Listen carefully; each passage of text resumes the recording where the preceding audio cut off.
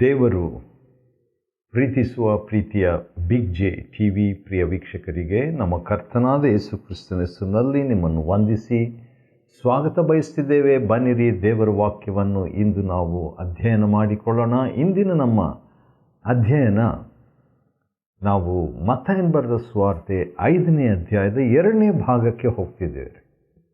ಮತ್ತಾಯನ ಬರೆದ ಸುವಾರ್ತೆ 5ನೇ ಅಧ್ಯಾಯ 1ರಿಂದ 20 ವಚನಗಳು ಮೊದಲನೇ ಭಾಗ. ಈಗ ನಾವು 2ನೇ ಭಾಗಕ್ಕೆ ಹೋಗ್ತಿದ್ದೇವೆ. 5ನೇ ಅಧ್ಯಾಯದ 21ರಿಂದ 48 ವಚನಗಳವರೆಗೆ ಇರುವಂಥ ವಾಕ್ಯ ಭಾಗ 2ನೇ ಭಾಗ. ಈ 2ನೇ ಭಾಗ ಅಂದರೆ ಮತ್ತಾಯ 5:21ರಿಂದ 48 ವಾಕ್ಯ ಭಾಗದಲ್ಲಿ ನಾವು ನೋಡುವಂಥದ್ದು ಏನಂತ ಹೇಳಿದರೆ, ಪರಿಪೂರ್ಣ ಜೀವನದ 15 ರಹಸ್ಯಗಳು, 15 ಸೀಕ್ರೆಟ್ಸ್ ಆಫ್ ಪರ್ಫೆಕ್ಟ್ ಲೈಫ್.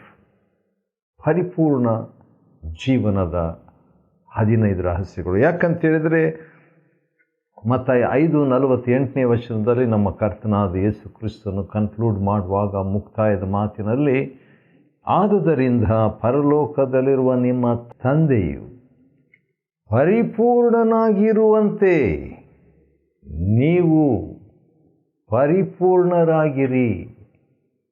ಹಾಗಾದರೆ ಪರ್ವತ ಪ್ರಸಂಗದಲ್ಲಿ, ಹೌದು, ಮತ್ತಾಯ 5, 6, 7 ಪರ್ವತ ಪ್ರಸಂಗ, ಅದರಲ್ಲಿ 5ನೇ ಅಧ್ಯಾಯದ ಕನ್ಕ್ಲೂಷನ್, ಮುಕ್ತಾಯದ ಮಾತಿನಲ್ಲಿ ನೀವು ಪರಲೋಕ ತಂದೆ ಹೇಗಿದ್ದಾರೆ, ಪರಿಪೂರ್ಣವಾಗಿದ್ದಾರೆ, ಆ ರೀತಿಯಾಗಿ ನೀವು ಪರಿಪೂರ್ಣರಾಗಿರ್ರಿ ಎಂಬುದಾಗಿ ಮುಕ್ತಾಯ ಮಾತನ್ನು ಆ ಅಧ್ಯಾಯದಲ್ಲಿ, ಇನ್ನೂ 2 ಅಧ್ಯಾಯಗಳಿದೆ, ಯಾವ ರೀತಿಯಾಗಿ ಪರಿಪೂರ್ಣರಾಗಬೇಕು ಎಂಬುದಾಗಿ ಆ 7ನೇ ಅಧ್ಯಾಯದಲ್ಲಿ ಕೂಡ ನಮ್ಮ ಕರ್ತನು ಹೇಳುವಂಥದ್ದಿದೆ. ಅದಕ್ಕಿಂತ ಮುಂಚಿತವಾಗಿ 21ರಿಂದ 47ನೇ ವಚನದವರೆಗೆ 15 ರಹಸ್ಯಗಳನ್ನು ನಮ್ಮ ಕರ್ತನು ಇದರಲ್ಲಿ ತಿಳಿಸುವಾತನಾಗಿದ್ದಾನೆ. ಒಂದು ವೇಳೆ ಈ ಪರಿಪೂರ್ಣ, ಪರ್ಫೆಕ್ಟ್ ಎಂಬ ಪದ ನಮಗೆ ಅಷ್ಟು ಅನುಕೂಲವಾಗಿ ಇಲ್ಲದಿದ್ದರೆ, we are not comfortable with perfect life, ಅದಕ್ಕೆ ಆದರ್ಶ ಅಂತ ಹೇಳಲಿಕ್ಕೆ ಇಷ್ಟಪಡ್ತೇನೆ. Ideal life, 15 secrets of ideal, ಆದರ್ಶ ಜೀವನದ 15 ರಹಸ್ಯಗಳು.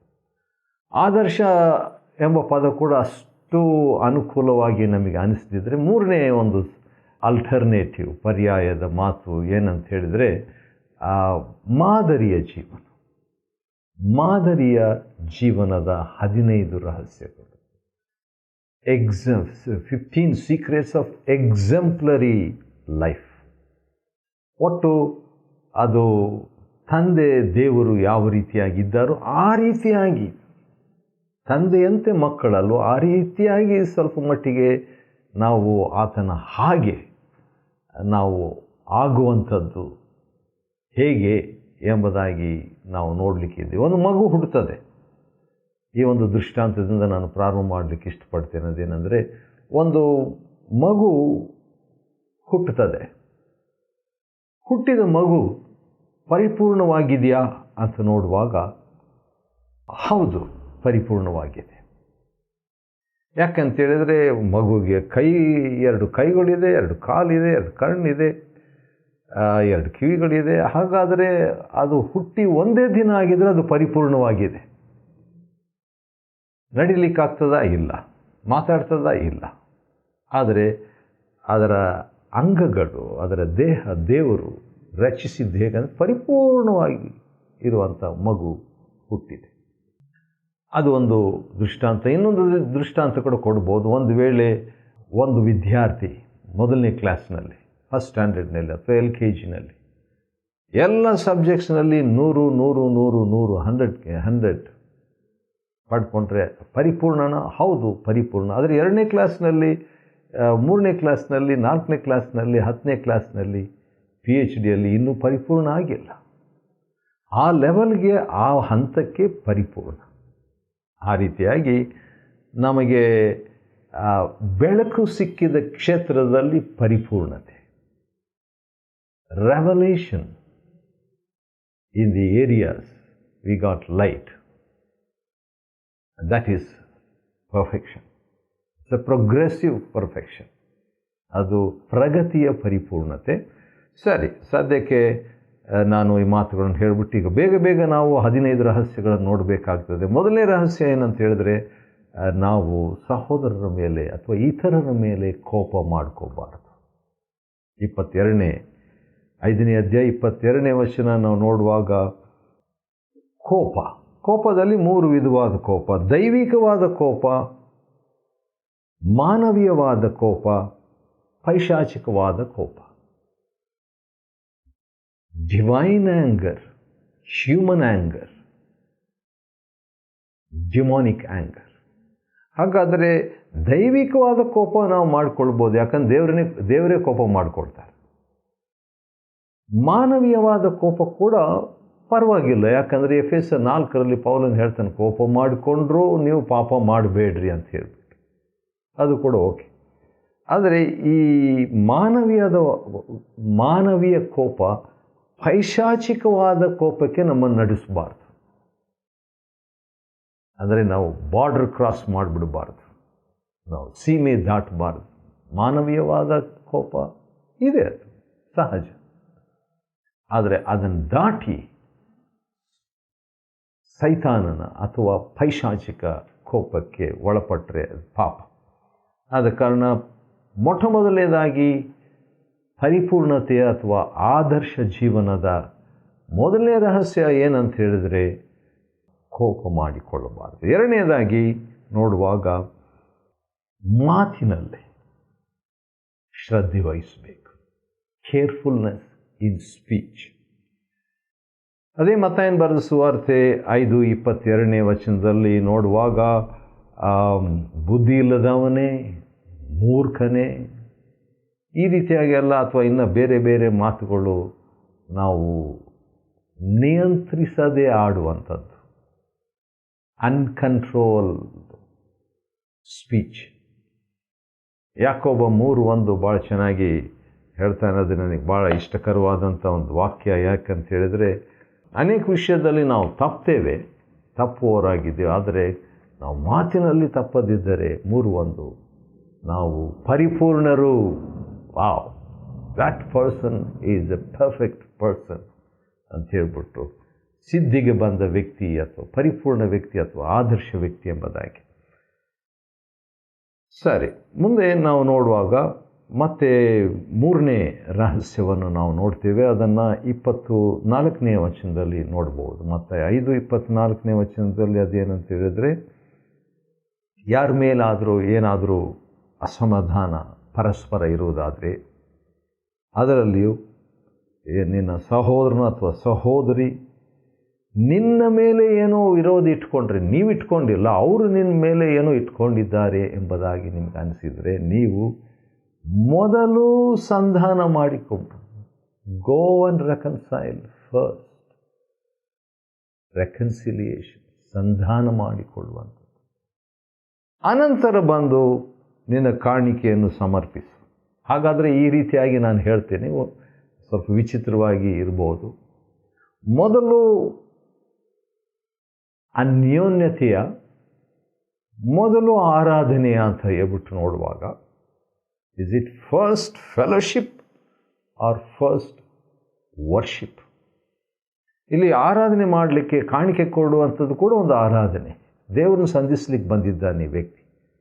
ಆರಾಧನೆ ಮಾಡಲಿಕ್ಕೆ ಬಂದಾಗ ಅನ್ಯೋನ್ಯತೆ ಸರಿ ಇಲ್ಲ ಅಂತ ಹೇಳಿದ ಮೇಲೆ, ಫಸ್ಟ್ ಅನ್ಯೋನ್ಯತೆ, ಆನಂತರ ಆರಾಧನೆ. ಫಸ್ಟ್ ಫೆಲೋಶಿಪ್, ನೆಕ್ಸ್ಟ್ ವರ್ಷಿಪ್ ಎಂಬ ಟೀಚಿಂಗ್ ಕರ್ತನಾದ ಯೇಸು ಕ್ರಿಸ್ತನು ಇಲ್ಲಿ ಕೊಡುವಂಥದ್ದನ್ನು ನೋಡ್ತೇವೆ. ಇದನ್ನು ಫಾಲೋ ಮಾಡುವುದಾದರೆ ನಾವು ಪರಿಪೂರ್ಣ ಜೀವನದಲ್ಲಿ 3ನೇ ರಹಸ್ಯವನ್ನು ತಿಳ್ಕೊಂಡವರಾಗ್ತೇವೆ. 4ನೇದಾಗಿ 25ನೇ ವಚನ, ಅದೇ ಮತ್ತೆ 5:25ರಲ್ಲಿ ನೋಡುವಾಗ, ಇದು ವ್ಯಾಜ್ಯ ಏನಾದರೂ ಇದ್ದರೆ, ಕೇಸ್, ನ್ಯಾಯಾಲಯ, ಲೀಗಲ್ ಸಮಸ್ಯೆ ಏನಾದಿದ್ದರೆ ಬೇಗ ಸಮಾಧಾನ ಮಾಡಿಕೋ. ವಾವ್, ದಾರಿಯಲ್ಲಿರುವಾಗಲೇ ಬೇಗ ಸಮಾಧಾನ ಮಾಡಿಕೋ. ಸೊ ಬೇಗ ಸಮಾಧಾನ ಮಾಡಿಕೊಳ್ಳುವಂಥದ್ದು ಕೂಡ ಪರಿಪೂರ್ಣ ಜೀವನದ 4ನೇ ರಹಸ್ಯ. 5ನೇ ರಹಸ್ಯ ಈ ರೀತಿಯಾಗಿದೆ, ಅದನ್ನು ನೋಡೋಣ. 27ನೇ ವಚನದಲ್ಲಿ ಕಾಮದೃಷ್ಟಿ, ಪರಸ್ತ್ರೀಯನ್ನು ಮತ್ತಾಯ 5:28ನೇ ವಚನದಲ್ಲಿ ನೋಡುವುದಾದರೆ, ಕಾಮದೃಷ್ಟಿಯಿಂದ ನೋಡುವ ಪ್ರತಿಯೊಬ್ಬನು ಹೃದಯದಲ್ಲಿ ವ್ಯಭಿಚಾರ. ಹಾಗಾದರೆ ದೃಷ್ಟಿ, ಪವಿತ್ರ ದೃಷ್ಟಿ ಹೊಂದಿದವರಾಗಿರುವಂಥದ್ದು ಇನ್ನೊಂದು ರಹಸ್ಯ. ಯಾವುದಕ್ಕೆ? ಪರಿಪೂರ್ಣ ಜೀವನಕ್ಕೆ ಅದು ರಹಸ್ಯ. ಯಾಕಂದರೆ ಕಣ್ಣು ಪಾಪದಲ್ಲಿ ಸಿಕ್ಕಿಸುವುದಾದರೆ ನಮ್ಮ ಕರ್ತನಾದ ಯೇಸು ಹೇಳುವಂಥ ಒಂದು ಟೀಚಿಂಗ್ ಏನಂದರೆ, ಅದನ್ನು ಕಿತ್ತೆಸೆದು ಬಿಡು ಅಂತ ಹೇಳಿದ್ರೆ ಅದನ್ನು ಯೂಸ್ ಮಾಡಬೇಡ, ಉಪಯೋಗ ಮಾಡಬೇಡ, ಅಷ್ಟು ರ್ಯಾಡಿಕಲ್ ಆಗಿರು, ತೀವ್ರವಾಗಿ ಇರು ಎಂಬುದಾಗಿ ಆ ರೀತಿಯಾಗಿ ಹೇಳಿಬಿಟ್ಟು ಅದನ್ನು ಕಿತ್ತೆಸೆದು ಬಿಡು. ಯಾಕಂದರೆ ಇಡೀ ದೇಹ ನರಕದಲ್ಲಿ ಎಸೆಯಲಾಗುವುದಕ್ಕಿಂತ ನಿನ್ನ ಒಂದು ಅಂಗವು, ಬಲಗಣ್ಣು ನಾಶವಾಗುವುದು ನಿನಗೆ ಲೇಸು.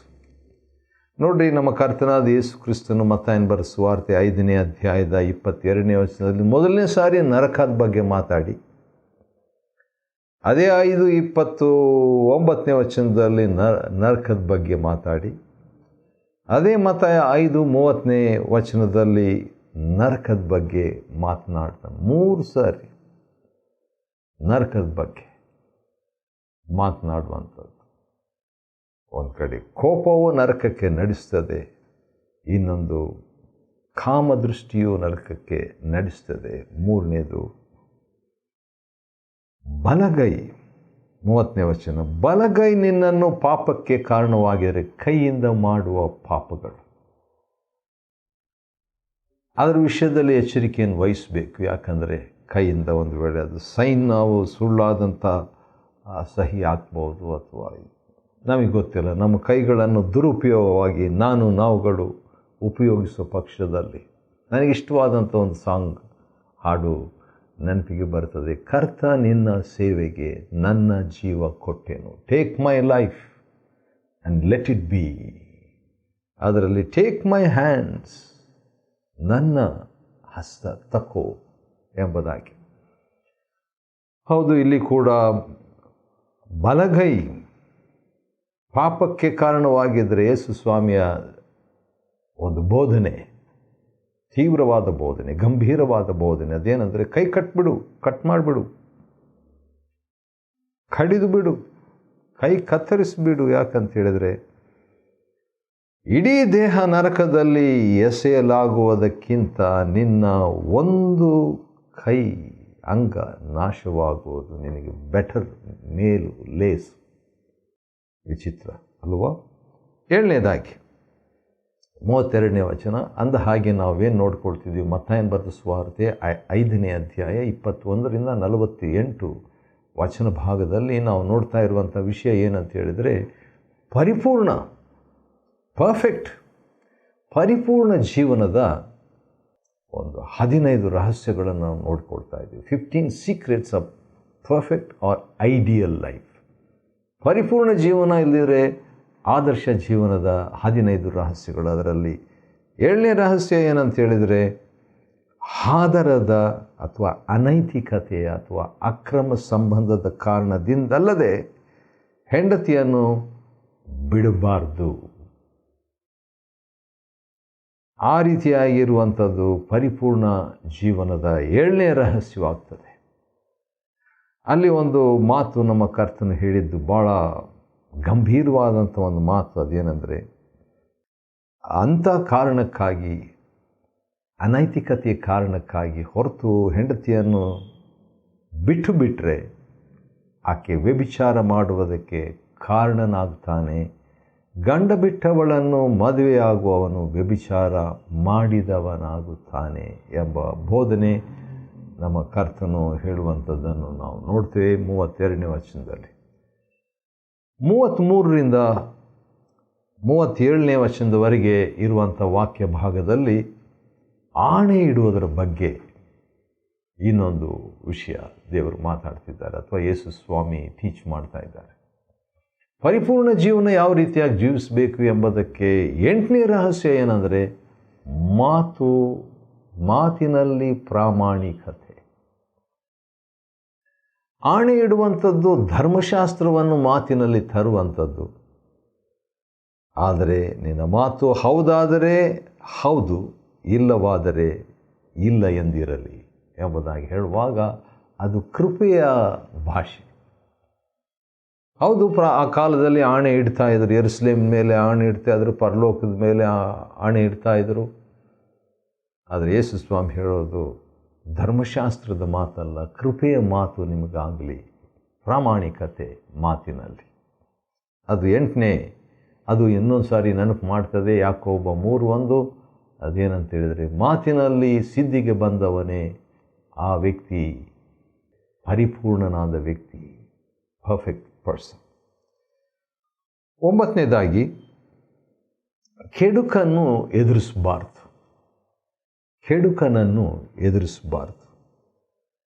ಯಾಕಂತೇಳಿದ್ರೆ ಕೇಡು ಮಾಡಬೇಕಂತಿರುವಂಥ ವ್ಯಕ್ತಿಗೆ ಮುಯಿ ತೀರಿಸುವಂಥ